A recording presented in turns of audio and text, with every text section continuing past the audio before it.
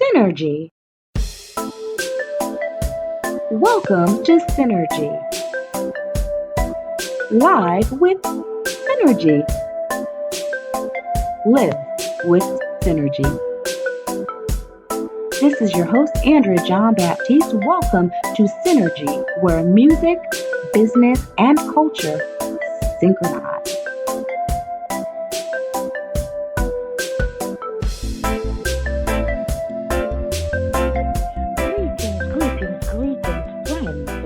Family, collaborators, audience, and of course, guests. Thank you so much for tuning in to another episode of Synergy, where music, business, and culture synchronize. Yes, you are tuned in to WDJY 99.1 FM here in Atlanta and the metro and surrounding areas for your drive time listening pleasure, edification, information, resources, and all around fun. This is Andrea John Baptiste, and I am so happy to be with you for the next 50 minutes or so. All right, Atlanta, I hope you continue to stay well. And for those of you who are online, thank you so much for tuning in, and I hope that all is well with you in your world today. And y'all know what I'm about to say. Of course, I have an amazing show for you with amazing guests today. But before we do that, and before I forget, I just want to give a shout out to Blaze Nation and to our folks, our friends over there, and for those of them at Glue FM who are simulcasting our show today on Thursday, as well as please feel free to tune in for great Caribbean programming on Thursdays, Fridays, and Saturdays at Glue FM. Alrighty, and special shout outs to our friend Camille, Talent Promo Cam, still waiting for you to come on the show. Sheehan and Yinue, I hope your summer is amazing. Dads or the Dunn Dada and the McDowell household and family, big up, big up, big up. Greetings, greetings, greetings. JB, John, Mweza, Mina, Malika, how y'all doing today? Sending you enough love and light. And a lot of love for our friends Link and Chain, as well as those over at Black Iowa TV. And we can't forget our producer and editor, JT the Believer. All right, so like I said, we have an amazing show for you today. And it's called Places and Spaces for Your Creative Business, because we're going to talk about folks, or talk with folks. We're probably going to talk about them too, of course, all good things after we're done with this show, right? From Nashville all the way down to South Florida, covering all aspects of the creative sector and helping folks to be even more creative and to get their bearings on, as well as to create archives and history and things of that nature. So with no further ado, no more introductions necessary, I have with us today the founder of Music City 101, Scott Metko, for the first half of our program. Scott, greetings, greetings, greetings, and welcome to Synergy. Hello, Andrea. Thank you so much for having me. It sounds like you have a wonderful program going here.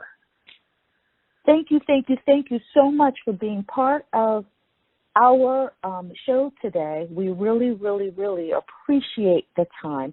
So give us a brief history of Nashville, because we're talking about Nashville, Tennessee, Music City, USA. Talk to us about Nashville, give us the history, and what is the Nashville dream? I'm going to give you a brief musical history of Nashville. I don't claim to be a historian that can tell you when it was settled and how the city came to be, but I can tell you that the music industry in Nashville, as we know it, did not really happen until the mid-1940s. And the first popular song, the first hit song, 1945-46, was a big band recording, so it wasn't country music. There was, in the 1940s, big band, jazz, and Bing Crosby and Nat King Cole, those kind of styles were the pop music. And that was the first time that anyone took notice of Nashville. It was a big band recording. So there were there were jazz songs, big band songs, and it wasn't until the early 1950s that country music began to congregate here. And it was two brothers, Bradley brothers, that founded a studio right here on 16th Avenue. You can still go to the place where their home was, and they started recording music in their basement. And a real turning point for them was that they hired some of the best players they could find, and they worked with the local musicians union to actually pay them properly. I have talked to the president of the local American Federation of Musicians, and he credits the start of Music City, its success, to the fact that those two brothers were paying musicians properly. So they attracted the best talent to Nashville. And that was really the birth of Music City. Musicians knew they could be paid fairly here. There were a lot of other studios happening, especially in the South. So much great music happening in the South. But not every studio was really taking care of the musicians. And the best ones, once they heard that, hey, we can actually make a living playing music in Nashville, that started to attract the best talent. And that was really the start of Nashville as Music City.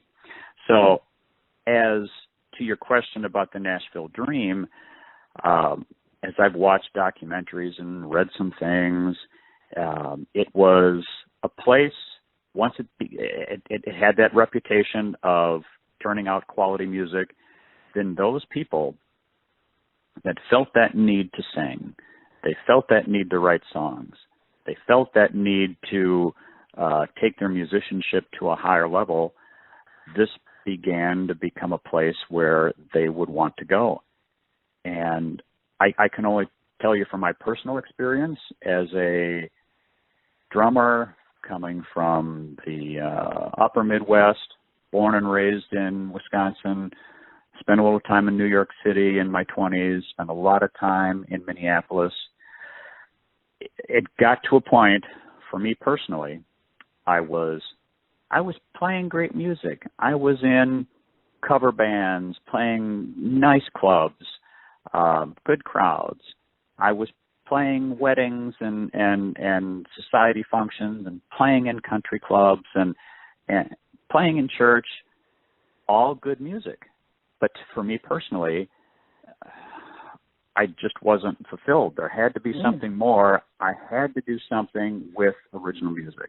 I had spent enough time playing other people's music, and I remember there was one wedding in particular. I played out in a western suburb of Minneapolis, made great money, and I thought to myself, if I have to play Twist and Shout or Respect one more time, I mean, we played it well, but I've been playing those songs for 20 years. There's got to be something more. There's got to be something more to music.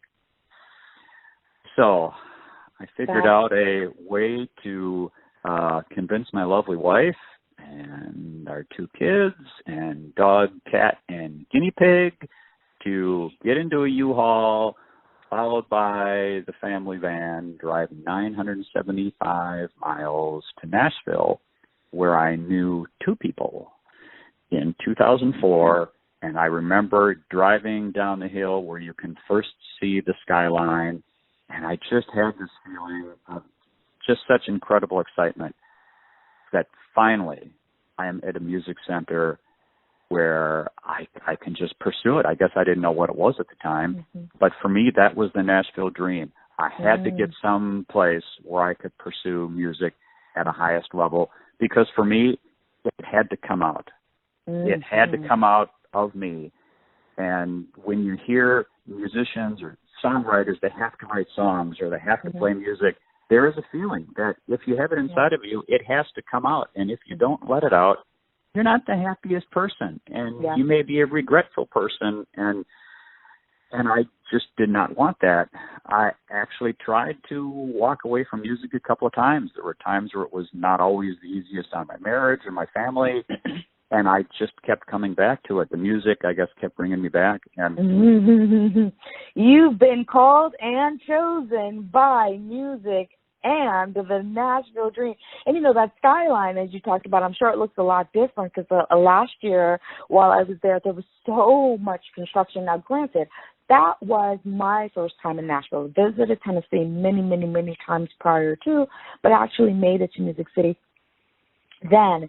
And there was so much construction, and I could see that, you know, the major developments. And so in speaking with folks and doing just a little bit of anecdotal research here and there, some of the things that I found is that it is one of the fastest, at least at that time, was one of the fastest growing cities in the nation. You know, as we grow, just really quickly, are there anything that we should be concerned about in terms of like resources and saturation, you think? I can only speak from my perspective, what I see in, I guess, almost in a music bubble where I'm working with creatives. And yes, I get in and out about the city and move, see different things. I do not observe a lot of growing pains. I mean, yes, there's a little bit of traffic compared to my perspective coming from Minneapolis. The traffic has never been all that bad. I don't see obvious homelessness in the, you know, the biggest areas of the city. I'm sure it's there somewhere, but I do not see a flagrant problem with it. And,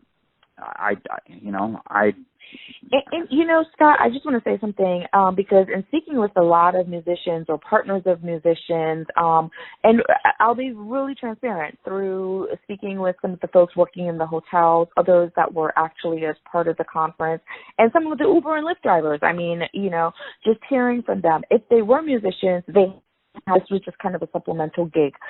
Many of the partners were there, and they were like, you know, this is my gig because my husband is a studio musician and things of that nature. So it sounded like there was still quite a bit of music work available there. And was that just my perspective? Or? Yes, I would concur. And this may be, I'm relatively sure that Nashville is the top center for live music, performance opportunities, and recording opportunities. The studios in Nashville record more music than the studios in LA, more music than the studios in New York City. In fact, we almost record as much as those two cities combined. Wow. And I can believe that. So there are a lot of opportunities. There is competition because everybody knows this, so people are coming in from all over. But there is opportunity here. As far as genres are concerned, this is the global center of country music, the global center of contemporary Christian music. There are publications that call East Nashville the one of the best indie rock scenes. So it is not just country music. There is a lot of different music happening here. And I think there's great opportunity. I agree. I'm going to drill down a little bit on that in a little bit. But before we've had this great discussion on Nashville, and I really enjoyed my time there, and I'm looking forward to the next visit. But you founded a new kind of coaching, mentorship, integration, immersion program, platform opportunity called Music City 101. What is Music City 101, and how does it work, Scott? This was born really from two things. Over the last few years, people would find me either through the Musicians Union, maybe they'd find me on Facebook, someone from back home in their hometown maybe knows me or whatever. When you get to Nashville, you got to look up Scott Metko. You got to go talk to them. So I would start to meet with folks one-on-one, buy them a barbecue sandwich, buy them a drink, and I would just hear what their dreams were, what their goals were, and I would just suggest a few things. Maybe you should go hang out at this place. This scene is kind of happening. Maybe you should read this publication. Here, let me introduce you to this person. Here's a few things that happened to me. This is how I succeeded. in the last 15 years I've been here. And 60 or 90 minutes later, these people are all fired up, ready to take on the world. And I'm like, I got something here, maybe. So a publisher friend of mine asked me last year to speak at his music business class. So here it is, 2 o'clock in the afternoon. The kids are all kind of slumped over. You can see the posture, you know, they're ready to fall asleep. It's kind of warm in there. I brought my drumsticks. I would twirl a stick every so often. I'd take the brushes out and I'd walk up to them. And as I'm talking, I'm playing some jazzy groove right on the top of their book or their binder. I used a number of things to engage them. But again, I told my story. I said why I was successful. I tried to give them, you know, who in here is an artist manager or wants to be an artist manager? Who in here is a songwriter? I tried to give them tips specific to them. 90 minutes later, these kids are all fired up. One of them wants to become my intern. So again, I thought, okay, I've got something that I can bottle here. And when I first moved here, I spent a good 4 years wandering around. Where do I go? What do I do? Where should I be hanging out? How does this work? How do I act? What do I wear? And I figured it out from, you know, trial and error and messing up and all that. But I created Music City 101 to try to move people on a faster path to success. Now, I can tell you what it's not. I am not here looking for artists to sign up. Let me make you a star. Pay me a $1,500 a month retainer, or pay me $3,000 per song, or pay me $4,000 to work your record for 12 weeks to the radio stations. All of that happens in this town. Some of it's good. Some of it's not so good. That's not what this is. I'm not looking to grab anybody and make them famous. Hopefully I can move them along a little quicker and I can get them closer. But my tagline is to inform, inspire, and connect. That's what I want Music City 101 to do. And it can be a combination of tactical things where I give some networking concepts, or I might say how I went from being a sideman to an artist manager in 4 years. That was last night's class. But it can be soft skills. It can be mindset and perspective, and how do you keep what's between your ears healthy and safe and productive in this very difficult and competitive business. Very, very, very cool and interesting. Music City 101 with Scott Metko. And you're tuned in to Synergy, where music, business, and culture synchronize. And this is Andrea John Baptiste. And so as we explore Music City 101, who all is that for, you know, we talk about music and Music City, but we also recognize that there are ancillary professions, careers, jobs that are aligned with the music industry. Is Music City 101 for the creatives in general, or is it just for musicians and artists? And also, you started to talk a little bit about the variety of genres found within Nashville, and I've heard the slogan. I believe there is actually one concerted group or a group that's focused on ensuring that folks walk away from Nashville knowing that Nashville ain't just country. I think that's their tagline. So where do our hip-hop, rap, reggae, pop artists kind of fit into all of this in addition to the others in the creative sector on the orange economy? Well, I'll answer your second question first. I'm a little bit on the outside of the rap, hip-hop, R&B community. I don't actively participate in it as much as country and a few other genres here, but I attend a number of events. There's a great collective called Soul Vibes Collective, which is a monthly jam session where musicians of all backgrounds can get together and jam on soul music classics.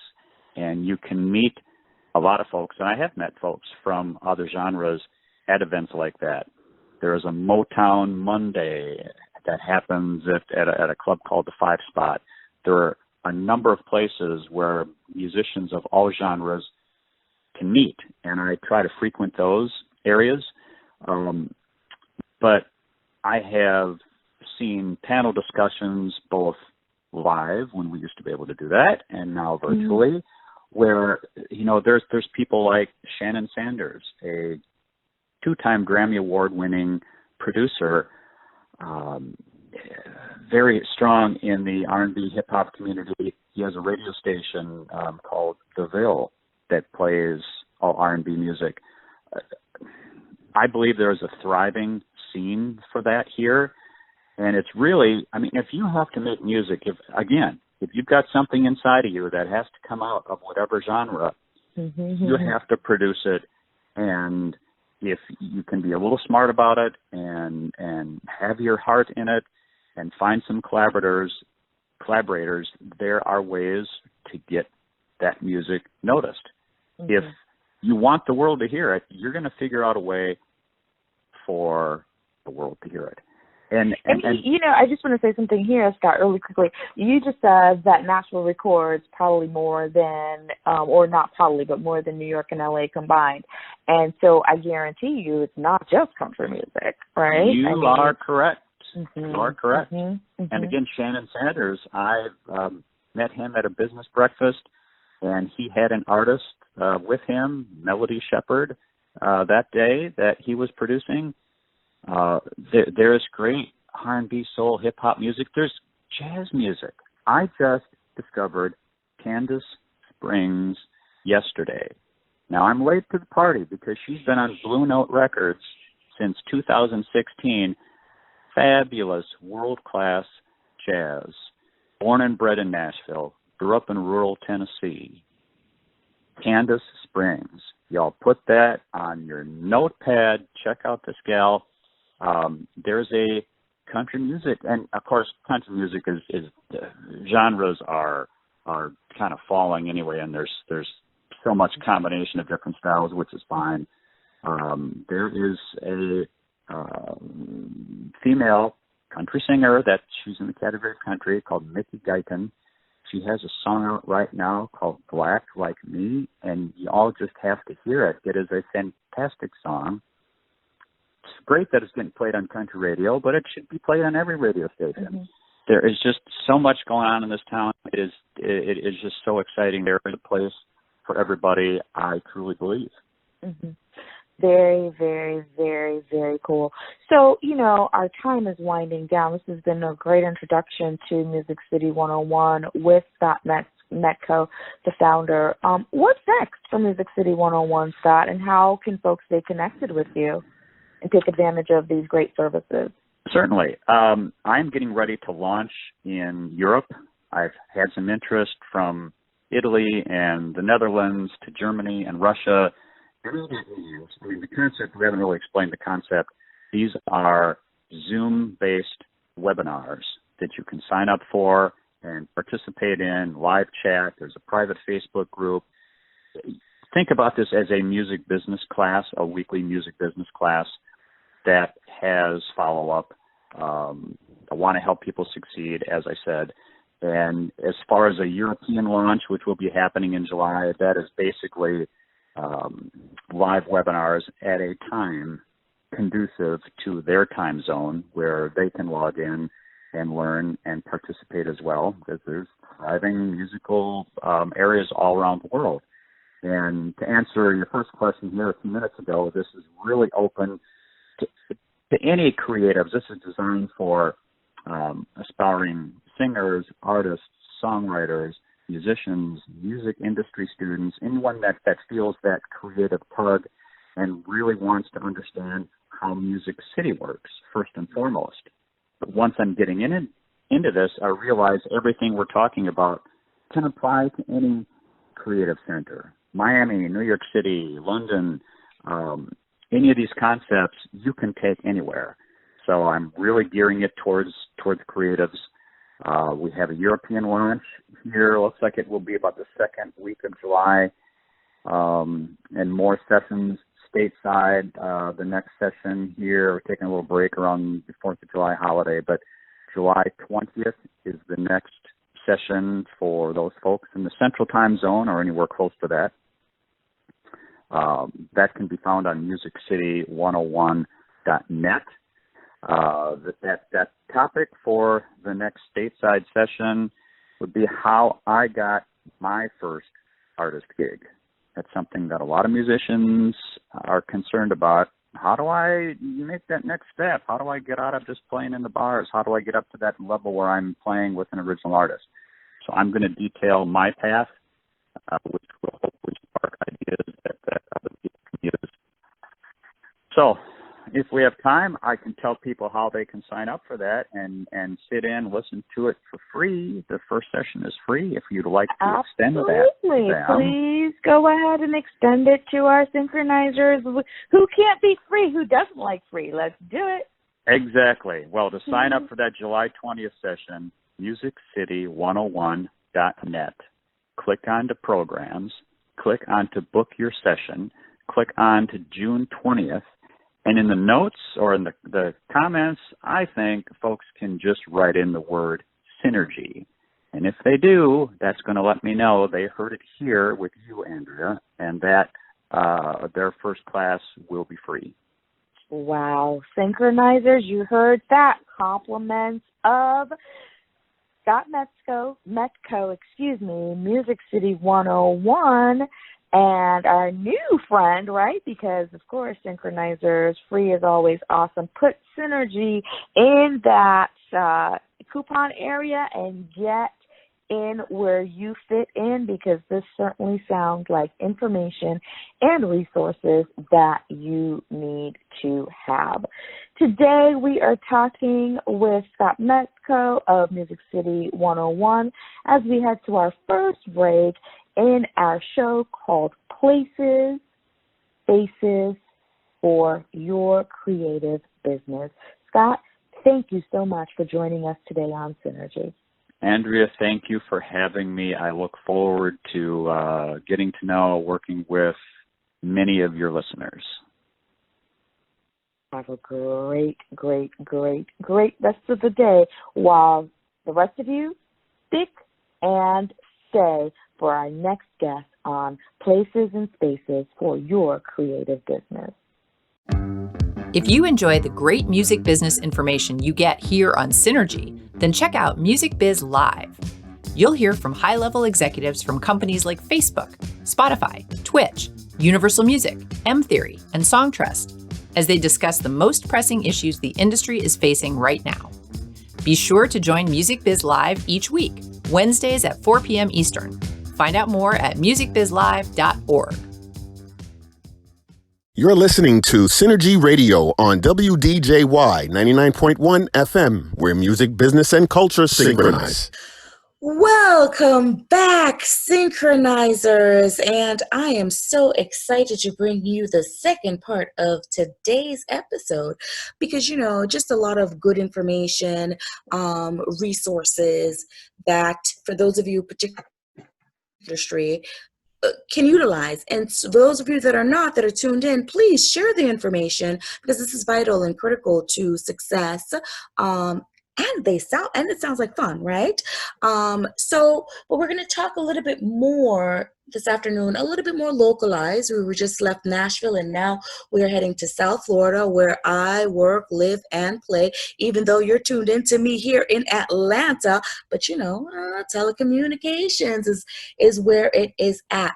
Before I do that though, I just want to say a special shout out to all of our friends who stick and stay and tune in every single week. And we thank you for tuning in to Synergy and giving us the love online as well as offline. Blessings upon blessings to you. All right, so with no further ado, we have the wonderful, beautiful, extremely articulate, well-versed, extremely knowledgeable Sharon McLennon, who is a volunteer board member of Island Space. Sharon, welcome to Synergy. And thank you for joining us this afternoon. Well, Andrea, thank you so much for having me. It's really a delight to be here with you this afternoon. It is our pleasure. So, introduce us to the organization and explain the name and share with us about the mission and some of the programs, because SPACE, SPACE, is an acronym, and talk to us about all the activities that folks can expect from Island Space. Well, thank you for the opportunity. Again, Island Space is a new nonprofit organization, and the mission of this organization is to elevate the profile of Caribbean art, history, and culture throughout South Florida and beyond. So as the name implies, Island Space is focused on creating a space, both physically and intellectual. It's not just the physical space, but also just the mental awareness and that mental space where the Caribbean and its many contributions can be recognized and really celebrated.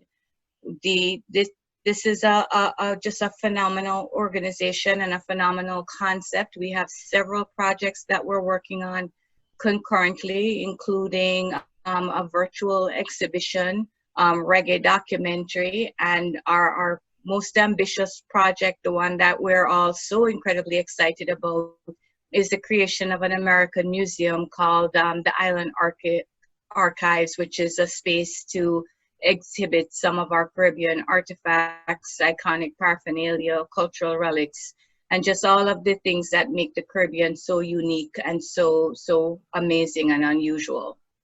Wow, that sounds so exciting. And so this museum, which is a hugely ambitious task, it sounds like, is there anything like that anywhere to your knowledge here in the United States? No, as far as we're aware, there's nothing that is similar as far as it relates to Caribbean culture. I mean, the concept of the museum was somewhat inspired by the African American Museum in Washington, D.C. Ideally, we have some very, very visionary board members, and that is basically the goal that we're shooting for. I mean, we know it's a huge goal because that museum is just a phenomenal facility and a phenomenal experience. But we think that the Caribbean region is worthy of something similar, and so that is the task, and that's the vision that we have to grow this out over the next several years. That is so exciting. And, so synchronizers, that on this show, there is always a backstory, right? With 99.9% of our guests, there's a backstory. So let me give you the backstory on Sharon, myself, and Island Space. And for those of you who tune in regularly, you've heard my plea where I ask you to go on to the website and make a donation if you can, because yes, I am also a proud board member to serve alongside Sharon and the other esteemed visionaries that she mentioned. And so one of the things that I know, and I'm going to let the cat out the bag just a little bit here, Sharon, is that we actually are moving into a temporary space in the next few weeks, right here in Broward County, Florida. That is correct, Andrea. We are moving into a temporary space. Again, the idea is to create the excitement that is needed and just to engage the community. I mean, at the end of the day, we don't want anyone to lose sight of the fact that this is a celebration of not just one island or one space, but the entire Caribbean as a region. And that's a hugely ambitious project. It requires incredible collaboration and just pulling in different people from different islands and just being able to showcase the unifiers and the differences around the culture. I don't want to give too much information yet as it relates to the current space and getting that set up, but what I would really like to encourage your listeners to do is engage with us as an organization so that we can share the news when we're ready to launch all the details so that they will know and they can start following and participating, because again, this is a collective, this is a collaboration, and it involves all of us if we are to make it successful. Absolutely. So how do people engage with Island Space? How should they start that connection now so that they can be on the forefront of the information, the activities, and the celebrations? Okay, well, that's a great question. And the first piece of information I'd like to give them is our website. It's www.islandspacefl for Florida, So www.islandspacefl.org. That is a really pretty site that will show you some of the things that we're actively working on and give you an opportunity to just connect. We again are looking for community engagement, excitement, support, obviously. We're asking for time, talent, and treasure. So we want you to spend the time to be engaged with us. If you have talents that you are prepared to share with us, obviously we'd love for you to volunteer and become even more actively involved rather than just visiting the site. Sign up to volunteer for when opportunities present themselves. And no project is possible without funding, and so we're asking for folks to reach into their pockets and, where possible, donate to us. No amount's too small. We'd love to have as many people as possible in on the ground floor, and think what a wonderful experience it's going to be when you're able to look back and say, my contribution, no matter how small, was a part of the essence of creating this phenomenal project. Agreed. So, you talked about time, talent, and treasure. You talked about volunteering. You talked about donating. Is there anything else that folks can do, you think, that can help with meeting the goals of the organization? Yes, so they can. We'd love for them to also spread the word. I mean, again, the three main areas of focus, time, talent, and treasure, are critical, but spreading the word and sharing the excitement, that's also critical, because this is a huge project. This is going to be legendary. I have ultimate faith in our ability to pull this off. I think at a time like this, where against the backdrop of social unrest and all of the things that are pulling us apart, the concept of a Caribbean museum, a Caribbean project that will unite us and help us just see that our differences are so much smaller than our similarities, is so important and so critical. So we need the engagement, we need the support, we need the emails, we need just the excitement, and spread the word, because we need everyone to be at the table to help us to get to this next level. Yes, absolutely. So Sharon, when you are not volunteering with Island Space, what else do you do? Tell us about Sharon McLennon, and how and why did you in particular get involved in the organization? Well, I own and operate a management company that provides some property management services to individual property owners and condo associations in the South Florida market space. I'm proud to say that we're celebrating our 20th year in business this year. And my reason for getting involved with Island Space is exactly as I shared a few minutes ago. Against this backdrop of unrest and uncertainty, I thought that having something positive, something just as powerful as our joint experiences to focus on and to build out would be just a phenomenal tool to bring to the population at this time. I also am the parent, the mother of two Jamaican-born children, and they're here living in the States. I'd love for them to understand and stay connected to their culture, and just understand that the Caribbean is a critically important area. We've had some amazing actors coming out of the Caribbean that have held center stage in the world, yes. Not the least of which Bob Marley, Usain Bolt, Fidel Castro, Marcus Garvey. I mean, the Caribbean has just been the birthplace of such amazing change agents and icons and giants.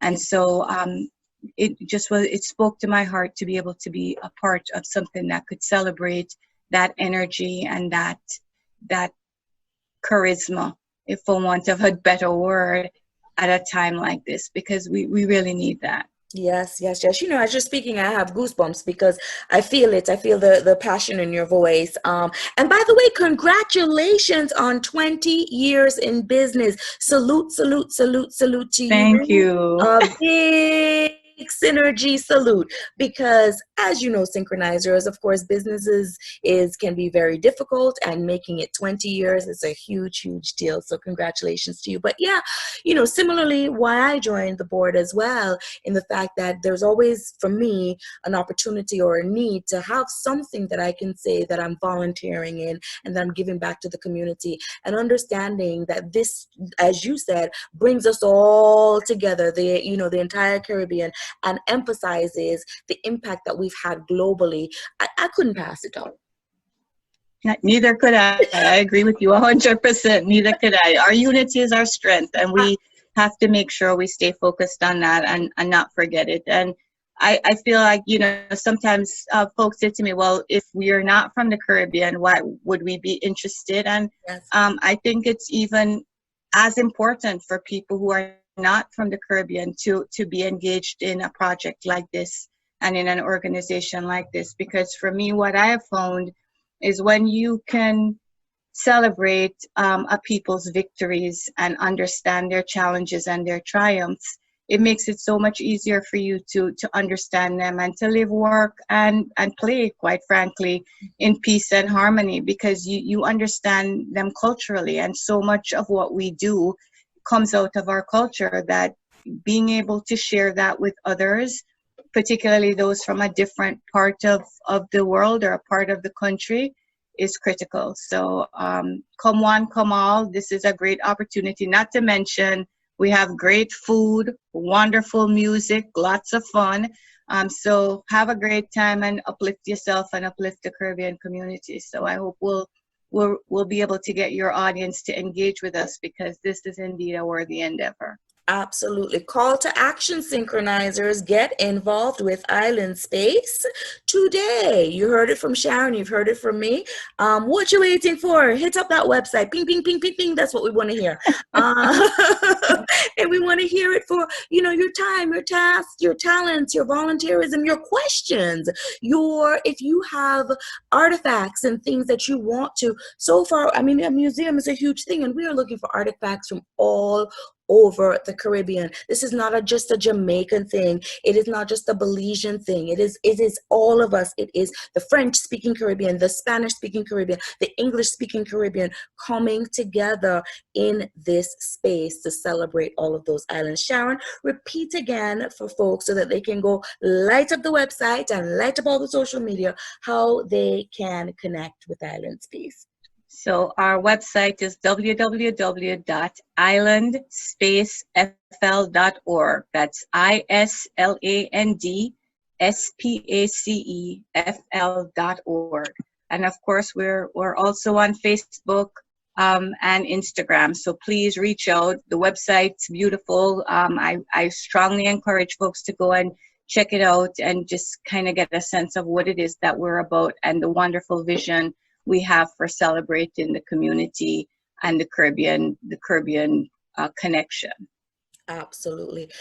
Wow, it's funny how time flies when we are having fun. I want to say thank you, Sharon McLennon, for taking the time out of your busy schedule to share with our listeners today the importance of this project that we're working on called Island Space, this new not-for-profit. So it's all legitimate, guys. We have a fantastic board of directors. Check them out. It's also a great way for us to continue networking around the Caribbean. So please, please, please, as Sharon has said on several times today, visit www.islandspacefl.org. Synchronizers, it has been an amazing 50 minutes or so with you as usual. And I want to say thank you, and I hope that you join us again next week. This is Andrea John Baptiste, and don't forget to follow us at Live with Synergy on Twitter as well as Instagram. Sharon, we thank you. Synchronizers, see you next week. That's our time. That's our chat. Now it's time to call it a wrap. Tune in next week at 5 for another edition of Synergy Live, where music, business, and culture synchronized. This is your girl, Andrea John Baptiste. Follow me, follow us on Live with Synergy on Instagram and Twitter. Synergy is a production of Axum Management Capabilities, produced by JT the Believer.